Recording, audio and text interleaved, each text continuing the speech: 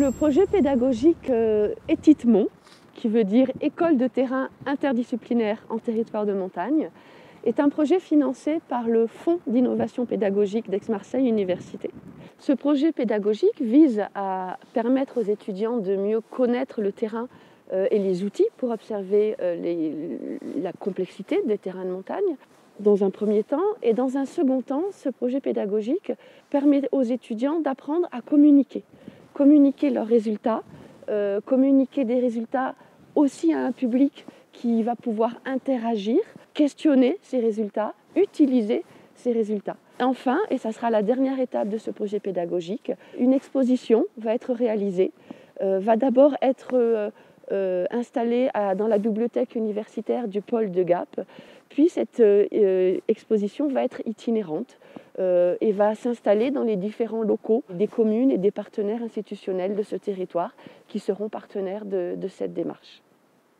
Et nous avons choisi un territoire emblématique dans la région gapençaise, la montagne de Séuz. C'est un territoire qui est emblématique à bien des égards. Ça a été une des premières stations de ski de ce département. Et nous avons choisi ce terrain-là parce que c'est un terrain qui pose question aujourd'hui aux décideurs du territoire, parce qu'il est soumis à beaucoup d'enjeux. Le premier, le plus fort, est celui du changement climatique. L'autre, c'est les limites économiques de la gestion d'une station de ski qui doit faire avec les irrégularités d'enneigement.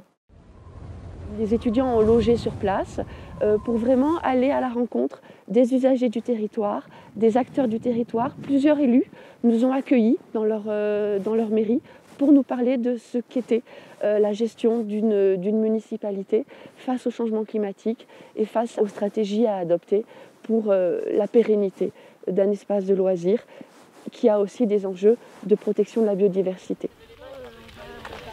Ce que j'ai particulièrement aimé dans ce projet, ça a été vraiment d'aller à la rencontre des acteurs, de pouvoir comprendre leur point de vue sur un thème très précis qui est la montagne de Séuz et l'avenir de la montagne, pouvoir recueillir différents points de vue et se faire son propre avis sur un territoire qu'on ne connaît pas forcément. Donc c'est cette vie-là qui nous intéresse en fait, c'est toute la biodiversité qui a trouvé refuge en fait dans nos Alpes sur ce genre de parois. Il y a un moment où je t'ai plus capté, puis après je t'ai recapté quand tu étais presque là. Ah ok.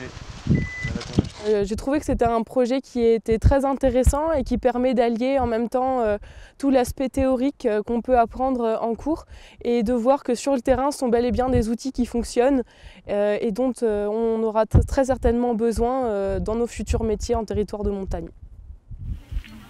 Les étudiants ici sur la station de Séuz ont pu s'initier à la lecture de paysages et à la prise de données de plantes notamment pour comprendre l'intérêt que peut avoir l'écologie dans une étude de diagnostic de territoire.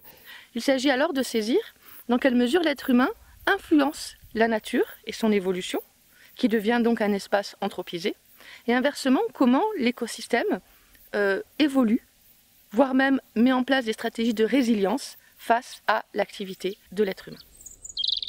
Ils ont pu voir à quel point il était important aussi de tenir compte de la façon dont le territoire était aménagé pour permettre ou pas à la biodiversité de continuer avec notamment les corridors, l'urbanisation, avec les réservoirs de biodiversité que constituent les pelouses, les forêts, les milieux variés que constitue cette région. Séuz était complètement déboisé dans les années 1850 et c'est cela qui a provoqué notamment les intenses reboisements qui ont été bénéfiques pour la tenue des sols et la lutte contre l'érosion. Mais ça, on avait déjà les documents, alors que dans 50 ans, personne ne sait ce qui va se passer.